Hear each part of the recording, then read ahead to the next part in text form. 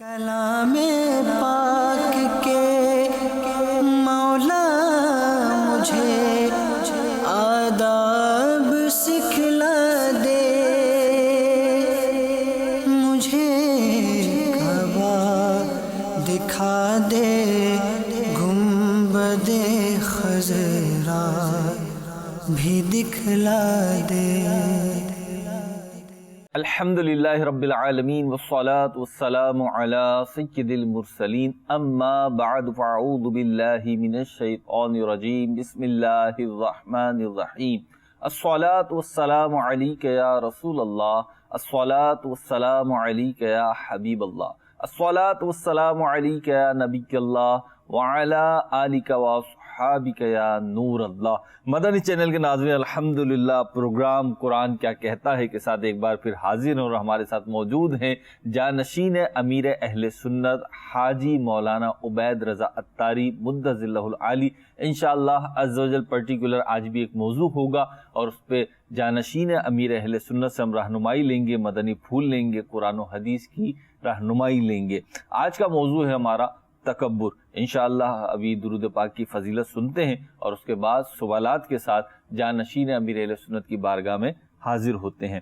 نبی رحمت شفیع امت صلی اللہ تعالی علیہ وسلم کا ایک فرمان ذیشان امام سخاوی رحمۃ اللہ تعالی علیہ نے اپنی کتاب القول البدیع میں نقل فرمایا۔ فرماتے ہیں کہ نبی پاک علیہ الصلوۃ والسلام نے فرمایا، جس نے مجھ پر ایک بار درود پاک پڑھا اللہ تعالیٰ اس پر 10 رحمتیں نازل فرماتا ہے، اور جو مجھ پر 10 بار درود پاک پڑھتا ہے اللہ تبارک و تعالیٰ اس پر 100 رحمتیں نازل فرماتا ہے، اور جو مجھ پر 100 بار درود پاک بھیجے اللہ پاک اس کی دونوں آنکھوں کے درمیان لکھ دیتا ہے کہ بندہ نفاق اور دوزخ کی آگ سے بری ہے، اور قیامت کے دن اس کو شہیدوں کے ساتھ رکھے گا۔ صلو علی الحبیب صلی اللہ تعالی علی محمد صلی اللہ تعالی علیہ وسلم۔ حضور آج موضوع ہے تکبر۔ سب سے پہلے تو یہ ارشاد فرمائے کہ تکبر کہتے کسے ہیں؟ پہلے تو یہ عرض کر دوں کہ تکبر کے بارے میں علم حاصل کرنا کیا ہے، تو یاد رہے کہ تکبر کا علم سیکھنا فرض ہے، کہ چونکہ تکبر یہ بھی ایک مہلک مرض ہے، یعنی ہلاک کر دینے والا مرض ہے، تو اس کا جاننا بھی بہت ضروری ہے۔ یعنی ہم کہہ سکتے ہیں آج جو ہم پروگرام کر رہے ہیں اس میں جو آپ کی گفتگو ہوگی وہ فرض علم سے متعلق ہوگی۔ جی ہاں، بالکل کہہ سکتے ہیں۔ تو تکبر کسے کہتے ہیں؟ تکبر یہ ہے کہ اپنے آپ کو بڑا سمجھنا۔ ٹھیک، جب بندہ اپنے آپ کو بڑا سمجھے گا تو آٹومیٹکلی جو اس کے سامنے ہے وہ چھوٹا ہو گیا۔ صحیح، کسی دوسرے کو چھوٹا سمجھنا اور خود کو بڑا سمجھنا، یہ تکبر ہے۔ جی، اللہ پاک کے پیارے اور آخری نبی علیہ الصلوۃ والسلام نے ارشاد فرمایا، الکبر بطر الحق وغمط الناس، یعنی تکبر حق کی مخالفت اور لوگوں کو حقیر جاننے کا نام ہے۔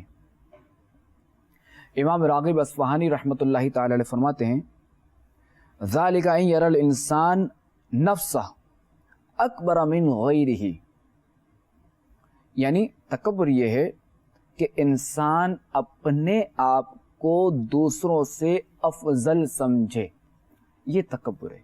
ٹھیک، اور یہ برا ہے۔ حضور قرآن کریم کبیرہ گناہ ہے، کبیرہ گناہ۔ اللہ تعالی ہم سب کو محفوظ فرمائے، ہمیں اس سے بچنے کی توفیق عطا فرمائے، اور اگر کوئی اس میں مبتلا رہا ہے تو توبہ کی بھی توفیق عطا فرمائے۔ حضور یہ ارشاد فرمائے کہ قرآن پاک تکبر کے حوالے سے ہماری کیا رہنمائی فراہم کرتا ہے؟ اللہ رب العزت تکبر کے بارے میں کیا ارشاد فرماتا ہے؟ اللہ تبارک و تعالی ارشاد فرماتا ہے سورۃ النحل آیت نمبر 23، انہ لا یحب المستکبرین، بے شک وہ مغروروں کو پسند نہیں فرماتا۔ اللہ کریم مغروروں کو، تکبر کرنے والوں کو پسند نہیں فرماتا۔ استغفر اللہ۔ اور پھر یہ کہ تکبر صرف گناہ ہی نہیں بلکہ بعض صورتوں میں یہ کفر بھی ہے۔ استغفر اللہ۔ جیسے اللہ تعالیٰ کے مقابلے میں تکبر کرنا، مسلمان سے تو یہ متصور ہے نہیں، مگر ظاہر ہے کہ ضمن میں عرض کر رہا ہوں، ٹھیک، فرعون و نمرود نے تکبر کیا اللہ تعالیٰ کے مقابلے میں، کہ انہوں جیسے فرعون نے معاذ اللہ کہا کہ جو کہ قرآن پاک میں ہے، میں تمہارا سب سے اونچا رب ہوں، تو اللہ نے اسے دنیا و آخرت دونوں کے عذاب میں پکڑا، اور دنیا نے دیکھا اور آج بھی سب جانتے ہیں کہ فرعون ڈوب کر مرا، غرق ہوگی، یہ غرق ہو گیا۔ ٹھیک، جب اللہ تعالیٰ کے پیارے پیارے نبی حضرت موسیٰ علیہ نبینا علیہ الصلوۃ والسلام، جن کا ظاہر ہے کہ ہم پر احسان ہے کہ انہوں نے 50 نمازوں سے 5 نمازیں کروائیں، ثواب یہ بھی اللہ کے پیارے نبی ہیں، رسول ہیں، اولو العزم میں سے ہیں۔ ٹھیک، یہ اور حضرت ہارون علیہ الصلوۃ والسلام جب اللہ تعالیٰ کے حکم سے اس کے پاس گئے تھے، فرعون کے پاس، اسے جو ہے نا وہ اسے نیکی کی دعوت دینے کے لیے، تو اس خبیث نے ان حضرات کے سامنے تکبر کیا تھا، اور اس خبیث نے ان حضرات کی باتوں کو جھٹلایا تھا۔ تو دیکھا اللہ تعالیٰ نے اس خبیث کو کیسا غرق کیا، یہ عبرت بن گیا۔ اچھا، اب چونکہ بنی اسرائیل جو نا وہ ذرا کہ اس وقت اس نے جس طرح کے مظالم ڈھائے تھے، جی، تو یہ جب غرق ہوا تو پھر بھی جو نا بنی اسرائیل کو خوف تھا اس کا، تو اس کی لاش کو نکالا گیا دریا سے، دریا نے اس کی لاش کو پھینکا تھا، بعد میں اگل دیا، ہاں اگل دیا۔ تو اب کیا ہوا کہ جب بنی اسرائیل نے دیکھا کہ واقعی یہ مر گیا، یہ پھر بنی اسرائیل کو سکون ملا کہ واقعی یہ مر گیا، ایسا ظالم شخص، ایسا ظالم شخص تھا۔ ٹھیک، اور نمرود یہ بھی بدبخت تھا، یہ بھی کوئی کم نہیں تھا کہ اس نے جو ہے وہ اللہ تعالیٰ کے پیارے نبی حضرت ابراہیم علیہ نبینا علیہ الصلوۃ والسلام کو جھٹلایا، اور اس نے بھی تکبر کیا تھا اللہ تعالیٰ کے مقابلے میں، اس نے بھی کفر کیا تھا، اس نے بھی کہا تھا کہ میں رب ہوں، معاذ اللہ، معاذ اللہ۔ تو اس خبیث کا بھی حال دیکھیں کیا ہوا کہ اللہ تعالیٰ دیکھیں کیسا قادر مطلق ہے، وہ ہر چاہے پر قادر ہے، بے شک، کہ اس نے نمرود کو ایک چھوٹے سے مچھر کے ذریعے مارا ہے، کہ مچھر اس کے ناک سے گیا اور اس کے دماغ میں پہنچا، اور یہ خبیث اس سے مرا، اللہ، یہ نمرود یعنی دعویٰ خدائی کا تھا اور مرا مچھر سے، مرا مچھر سے، استغفر اللہ۔ یہ اس کا حال۔ اچھا، بعض اوقات یہ تو دیکھیں اللہ کے مقابلے میں تکبر کفر، اور نبی کے مقابلے میں تکبر کفر ہے، نبی سے خود کو افضل جاننا، معاذ اللہ ان کو یعنی کچھ کہنا، یوں ان کی شان میں تنقیص کرنا کہ میں کچھ ہوں، جیسے بعض کفار نے کیا، جی، تو وہ بھی ظاہر ہے کہ گھٹانا ان کی تکبر، شان، ہاں ان کی شان گھٹانا، ان کی شان میں کمی کرنا، یہ بھی تکبر ہے، تو وہ بھی ہلاک ہے۔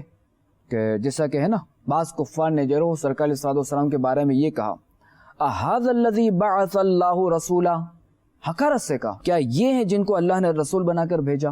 اور یہ بھی کفار نے کہا تھا، لولا نزل هذا القرآن على رجل من القريتين عظيم، کیوں نہ اتارا گیا یہ قرآن ان 2 شہروں کے کسی بڑے آدمی پر، معاذ اللہ، انہوں معاذ نے اللہ، تصور کیا، معاذ اللہ۔ استغفر اللہ۔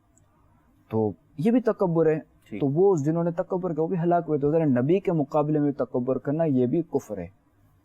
اب رہا یہ 2 صورتیں ہو گئی، یہ 2 صورتیں میں، تیسری صورت یہ کہ عام بندوں کے مقابلے میں تکبر کرنا، تو ظاہر ہے کہ کسی کو حقیر جاننا، اپنے آپ کو بڑا جاننا، یہ گناہ کبیرہ ہے، یعنی عام مسلمان کے مقابلے میں تکبر کرنا یہ گناہ کبیرہ ہے اور جہنم میں لے جانے والا کام ہے۔ تو یہ صورت اگرچہ کہ جو 2 صورتیں پہلی ان سے تو یہ کم ہے، ٹھیک، اور ہے تو یہ بھی خطرناک، ٹھیک، حرام ہے، حرام ہے، اور چنگاری چاہے چھوٹی ہو یا بڑی پورے گودام کو راکھ کر سکتی ہے، آگ جلا سکتی ہے، تو گناہ چھوٹا ہو یا بڑا، جی، تو ظاہر ہے کہ خدا نہ خاصہ یہ کہیں کفر تک نہ لے جائے، استغفر اللہ، اللہ ہمیں محفوظ رکھے۔ آمین آمین۔ حضور، آپ نے جیسے حکم کے اعتبار سے اس کی 3 اقسام بیان فرمائی کہ 2 جو ہے وہ دائرہ اسلام سے خارج کر دیں گے انسان کو، اگر مسلمان تھا، اور اگر مسلمان نہیں ہے تو پھر اس کے کفر ہی پہ رہے گا، وہ کفر ہوگا، اور ایک صورت جو ہے وہ آپ نے فرمایا کہ یہ حرام ہے کہ عام لوگوں سے اپنے آپ کو افضل سمجھنا۔ یہ ارشاد فرمائیں کہ اس کے نقصانات کیا ہیں، یعنی اس کے دینی دنیاوی نقصانات کیا ہیں، تاکہ ہمیں ذہن بنے ہمارا کہ ہم بھی بچیں ان نقصانات کی وجہ سے۔ ہاں دیکھیں، تکبر کے ظاہر ہے کہ دینی بھی نقصانات ہیں اور دنیاوی نقصانات ہیں۔ دینی نقصان تو سب سے بڑا ہی کہ اللہ کی نافرمانی، اور اس پر سخت عذابات کی وعیدیں ہیں تکبر کرنے والے کے لیے، متکبر کے لیے۔ جی، اور دنیاوی نقصان یہ کہ بعض اوقات ایسا بندہ جو ہے وہ چونکہ اب ایک بندہ ہے، ٹھیک ہے، سامنے والوں کو حقیر جانتا ہے، اب سامنے والا جو ہے نا وہ علم رکھتا ہے، اچھی خاصی معلومات رکھتا ہے، اب یہ بندہ ظاہر ہے کہ اپنے آپ کو اس سے افضل جانتا ہے، تو اس کی بات ہی نہیں سنے گا، اس کی مانے گا ہی نہیں، اس کے بعد جائے گا ہی نہیں، جب نہیں جائے گا تو یہ دنیاوی طور پہ بات کر رہا ہوں، جی جی یعنی دنیاوی، یعنی جو کاروباری معلومات ہو رہی ہوتی ہے نا، اس طرح کی بات کر رہا ہوں میں بھی. جی جی جی تو اس طرح جو ہے یہ اس چیز سے بھی محروم رہے گا دنیاوی طور پہ بھی، اس سے کچھ سیکھ نہیں پائے گا. ٹھیک. اب ظاہر ہے کہ اب اگر کوئی عالم ہے اس سے اگر یہ اپنے آپ کو افضل سمجھتا ہے تو ظاہر ہے پھر تو ظاہر ہے کہ دونوں جہاں میں ظاہر ہے کہ وہ دینی علم سے بھی محروم رہا، یہ ایک الگ نقصان. جی. اور پھر دنیاوی طور پہ بھی کہ چونکہ دنیا میں رہتے ہوئے ظاہر ہے کہ علم ہوگا تبھی جو ہے وہ عبادات اپنی درست کر سکے گا کہ کس طرح عبادت کرنی ہے، اور علم ہوگا تبھی جو ہے وہ گناہوں سے بچ سکے گا، چونکہ گناہوں کا علم جاننا بھی تو ضروری ہے نا، گناہوں کو جاننا بھی تو ضروری ہے نا. ہمارے پیارے آقا علیہ السلام نے تکبر کرنے والے کو بدترین شخص قرار دیا. حضرت حذیفہ رضی اللہ تعالیٰ عنہ فرماتے ہیں کہ خاتم النبیین صلی اللہ تعالیٰ علیہ وآلہ وسلم کے ساتھ ہم ایک جنازے میں شریک تھے کہ آپ علیہ السلام نے فرمایا، کیا میں تمہیں اللہ کریم کے بدترین بندے کے بارے میں نہ بتاؤں؟ وہ بد اخلاق اور متکبر ہے. استغفر اللہ. کیا میں تمہیں اللہ کے سب سے بہترین بندے کے بارے میں نہ بتاؤں؟ وہ کمزور اور ضعیف سمجھا جانے والا، بوسیدہ لباس پہننے والا شخص ہے، لیکن اگر وہ کسی بات پر اللہ کی قسم اٹھا لے تو اللہ عز و جل اس کی قسم ضرور پوری فرمائے. اور تکبر کرنے والوں کو قیامت میں بھی رسوائی کا سامنا ہوگا کہ خاتم النبیین صلی اللہ تعالیٰ علیہ وآلہ وسلم کا فرمان ہے، قیامت کے دن متکبرین کو انسانی شکلوں میں چونٹیوں کی مانند اٹھایا جائے گا، یعنی چونٹیوں کی طرح اٹھایا جائے گا، ہر جانب سے یعنی ہر طرف سے ان پر ذلت طاری ہوگی. انہیں جہنم کے بولس نامی قید خانے کی طرف ہانکا جائے گا اور بہت بڑی آگ انہیں اپنی لپیٹ میں لے کر ان پر غالب آ جائے گی. انہیں طینۃ الخبال یعنی جہنمیوں کی پیپ پلائی جائے گی. یہ ہے تکبر کرنے والے کی سزا. حضور یہ آپ نے چند جو ہیں سزائیں بھی بیان کری، اس کی ناپسندیدگی بھی بیان فرمائی. آپ یہ فرمائیں کہ ہمیں پتہ کیسے چلے کہ میں تکبر میں مبتلا ہوں یا یہ سامنے والا تکبر میں مبتلا ہے یا نہیں ہے؟ اس کی کوئی علامتیں، کوئی انداز، کیا چیز ہے، کوئی نشانیاں؟ اچھا دیکھیں، اس میں جو نا وہ یہ چیزیں ہم دوسروں میں نہیں دیکھیں گے، کیونکہ یہاں جو تکبر کا جو بیان کیا جا رہا ہے، جو ہمارا سلسلہ ہے، اس سے یہ مراد ہے، یعنی اس سلسلے کا مقصد یہ ہے کہ مجھے اپنے آپ کو دیکھنا ہے کہ میرے اندر یہ علامات ہیں یا نہیں. اگر خدا نہ خواستہ اپنے آپ کے اندر یہ علامات ہیں تو پھر ان کا علاج کریں. کہ بعض اوقات جو حرکات و سکنات، جیسے منہ پھلانا، ناک چڑھانا، ماتھے پر بل ڈالنا، گھورنا، سر کو ایک طرف جھکانا، ٹانگ پر ٹانگ رکھ کر بیٹھنا، اکڑ کر چلنا وغیرہ، تو اگر خدا نہ خواستہ اپنے آپ میں دیکھیں کہ یہ علامات ہیں تو پھر غور کریں کہ یار کہ میں تکبر کی طرف تو نہیں جا رہا. اگر اکیلے میں آپ یہ کر رہے ہیں، اکیلے میں کوئی یوں تھوڑا چل رہا ہے، وہ یہ ایک الگ چیز ہے، ایک بطور ورزش اور یہ چل رہا ہے، وہ ایک الگ چیز ہے. تکبر کب ہوگا؟ جب سامنے کوئی شخص ہوگا. اکیلے میں تو بندہ نہیں کر سکتا نا. ٹھیک ہے. جتنے ناک چڑھانی چڑھے، جتنا منہ پھولانا. اچھا حضور آپ نے فرمایا کہ اپنے میں دیکھیں، اپنے میں تو ٹھیک ہے، لیکن دوسروں میں بھی تو یہی علامتیں نظر آ رہی ہوتی ہے نا کہ بعض اوقات لوگ اکڑ کے چل رہے ہوتے ہیں، بعض اوقات بیٹھنے کا انداز ایسا ہوتا ہے، یعنی اتنے بھرم سے بیٹھے ہوتے ہیں کہ دوسرا جو ہے نا وہ اپنے آپ کو حقیر سمجھنے لگے. تو اب اس کو کیوں نہیں کہہ سکتے؟ نہیں دیکھیں کہ تکبر کا تعلق دل سے ہے نا، تو علامتیں تو بیان کیے نا. نہیں ٹھیک ہے، یہ علامت یقینی تو نہیں ہے نا. جب تک وہ اپنی اس بات کا اظہار نہ کر دے کہ تم ذلیل ہو، تم حقیر ہو، میں بڑا ہوں، میں یوں، تب تو ذرا اسے حکم تو نہیں لگائیں گے نا. دوسرے پہ حکم نہیں لگائیں گے. ٹھیک. کیونکہ ہم بدگمانی نہیں کریں گے کسی مسلمان کے بارے میں. اچھا، یعنی وہ تو اس کے بعد جس کے بارے میں تکبر جسے ہم سمجھ رہے ہیں بغیر کسی ثبوت کے، تو پھر ہم بدگمانی کرنے والے ہو جائیں گے. ٹھیک. تو ہمیں اس سے بچنا ہے. اچھا ایک چیز یہ بھی ہے کہ ہمارے آقا علیہ السلام کا فرمان ہے، جس کی یہ خوشی ہو کہ لوگ میری تعظیم کے لیے کھڑے رہیں، وہ اپنا ٹھکانہ جہنم میں بنائیں. اب آپ دیکھیں اپنے آپ میں کہ یار میں آؤں تو لوگ کھڑے رہیں میرے لیے. اب غور کریں کہ میرے اندر یہ چیز ہے، پھر یہ صحیح نہیں ہے، یہ تکبر کی طرف ہے. اب اس کا علاج ہوگا. ٹھیک. تو چونکہ میں اس وقت ایک ظاہر ہے کہ ایک بندے سے بات کر رہا ہوں، یعنی ایک اس شخص سے، میں یوں سمجھا اپنے آپ سے بات کر رہا ہوں کہ میرے اندر خدا نہ خاصا یہ چیزیں ہیں تو میں اپنا علاج کروں. ٹھیک. مجھے دوسروں کو نہیں دیکھنا, اپنے آپ کو دیکھنا ہے. ٹھیک. اور یہ بھی دیکھ لیں کہ اگر بندے کی طرف سے یہ نہ ہو بلکہ یہ کھڑا ہونے والا اس کو جو ہے نا وہ تعظیم کا مستحق سمجھتا ہے, یعنی یہ سمجھتا ہے کہ نہیں مجھے اس کے لیے جو ہے وہ کھڑا ہونا چاہیے, تو اب یہ ظاہر اس کا میٹر ہے, اس کا کچھ بھی نہیں ہے اس میں قصور. ٹھیک. اب جو کھڑا ہو رہا ہے وہ اس کی نیت ہے اپنی. اس کی نیت ہے, ٹھیک ہے, اس کے لیے کچھ بھی نہیں ہے. جیسا کہ کیا کہتے ہیں حضرت سیدنا ابو سعید خدری رضی اللہ تعالیٰ عنہ سے مروی ہے کہ جب بنی قریظہ اپنے قلعے سے حضرت سعد بن معاذ رضی اللہ تعالیٰ عنہ کے حکم پر اترے تو ہمارے آقا علیہ الصلوۃ والسلام نے حضرت سیدنا سعد رضی اللہ تعالیٰ عنہ کے پاس آدمی بھیجا اور وہ وہاں سے قریب میں تھے. جب مسجد کے قریب آ گئے تو آپ علیہ الصلوۃ والسلام نے انصار سے فرمایا اپنے سردار کے پاس اٹھ کر جاؤ. خود نبی پاک علیہ الصلوۃ والسلام خود ہمارے آقا علیہ الصلوۃ والسلام نے فرمایا ٹھیک کہ اپنے سردار کے پاس اٹھ کر جاؤ. ایک علامت یہ بھی ہے کہ کسی سے ملاقات کے لیے خود چل کر جانے میں اپنی ذلت سمجھنا اور اس بات کو پسند کرنا کہ دوسرا میرے سے ملنے کے لیے خود آئے, تو یہ بھی تکبر ہے. یہ بھی ایک علامت ہے تکبر کی, اس سے بھی بچنا, اس سے بھی بچا جائے. دوسرا یہ کہ کسی کو حقیر جاننے کا یہ بھی ہے کہ سلام میں پہل نہ کرے, سامنے والا سلام کرے. چونکہ میں بڑا ہوں نا, میں کیوں سلام کروں, وہ مجھے سلام کرے. اسی لیے ہے نا کہ جس نے سلام میں پہل کی وہ تکبر سے بری ہے, یعنی آزاد ہے تکبر سے. اللہ. تو اب دیکھیں جس نے سلام میں پہل کر دی تو وہ تکبر سے آزاد ہے, یعنی یہ تکبر نہیں کر رہا. یعنی تکبر سے بچنے کا ایک نسخہ یہ بھی, تکبر سے بچنے کا نسخہ یہ بھی کہ سلام میں پہل کر دو. ٹھیک. حضور یہ ارشاد فرمائے کہ انسان تو بڑا کمزور ہے, بڑا ناتواں ہے اور اس حقیقت کو ریئلائز بھی کرتا ہے, مانتا بھی ہے, لیکن پھر بھی یہ تکبر میں مبتلا ہو جاتا ہے. اس کا سبب کیا بنتا ہے؟ ہاں دیکھیں کہ بنیادی طور پر جو ہے نا جی تکبر انسان کے دل میں اس وقت پیدا ہوتا ہے جب اپنے آپ کو یہ کچھ سمجھنے لگتا ہے کہ میں کچھ ہوں, اور جب وہ اپنے آپ کو بڑا سمجھتا ہے اور اپنے اندر کسی کمال کی اگر بو پاتا ہے تو پھر وہ اچھا ٹھیک ہے, اب یہ کمال چاہے دینی ہو یا دنیاوی ہو, ٹھیک, جیسے علم و عمل وغیرہ یہ دینی کمال, ٹھیک ہے, اور دنیاوی کمال مثلا مال و دولت اور طاقت و منصب وغیرہ, ٹھیک. تو یوں جو نا تکبر کے کم از کم 8 اسباب ہیں.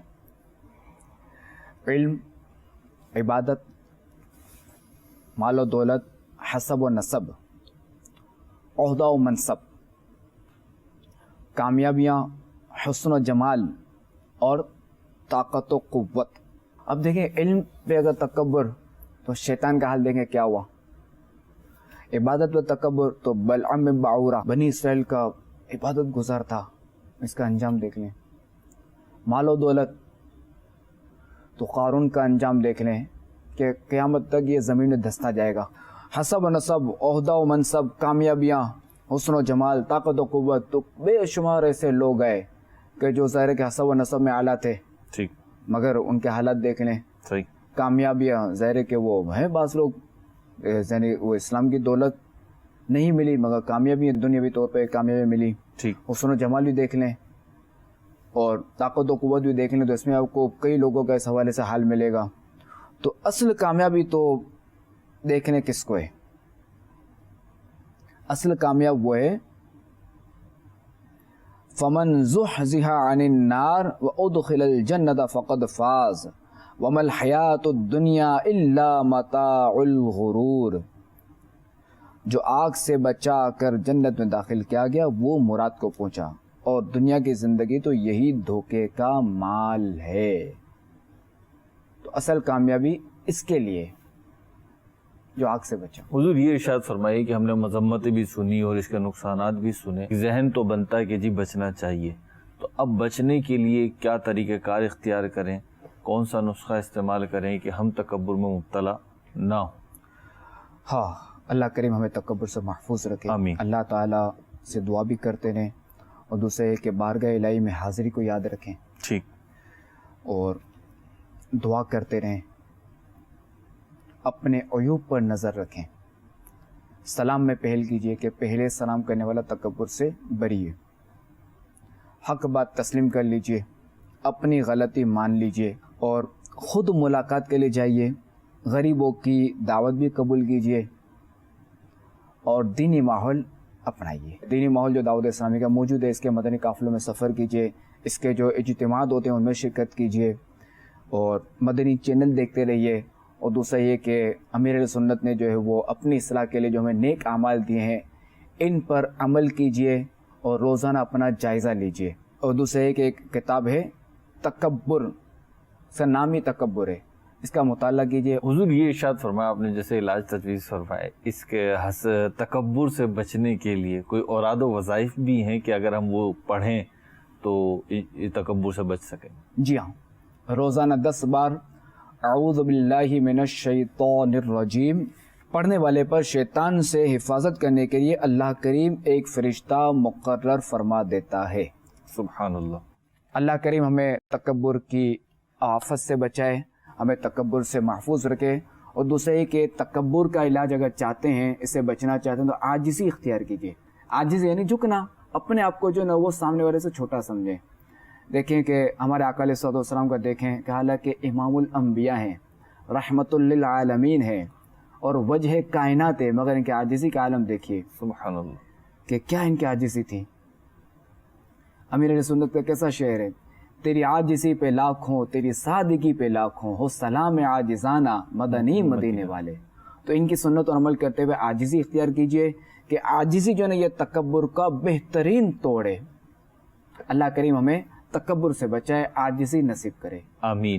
مدنی چینل کے ناظرین، الحمدللہ آج ہم نے پروگرام قرآن کیا کہتا ہے میں ایک بہت ہی بری بیماری اور گناہ تکبر کے حوالے سے ہم نے گفتگو سنی، اس کی مذمتیں بھی سنی، اس کی برائیاں بھی جانی اور اس کی علامتیں اور اس کا علاج بھی ہم نے سنا ہے. تو اپنے اندر تلاش کیجئے، اللہ نہ کرے اگر ہمارے اندر خدا نہ خواستہ تکبر پایا جاتا ہے، اس کی علامات پائی جاتی ہیں تو پھر ہمیں اس کو نکالنا بھی ہوگا اور تکبر سے جو ہم نے ماضی میں کیا ہے اس سے ہمیں توبہ بھی کرنا ہوگی. اللہ تعالی ہمیں نیک اعمال اختیار کرنے، گناہوں سے بچنے کی توفیق عطا فرمائے.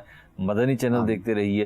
صلو علی الحبیب صلی اللہ تعالی علی محمد صلی اللہ تعالی علیہ وسلم.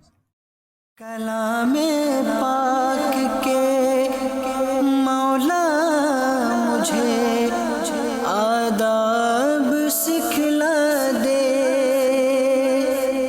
مجھے کعبہ دکھا دے، گنبد خضرا بھی دکھلا دے.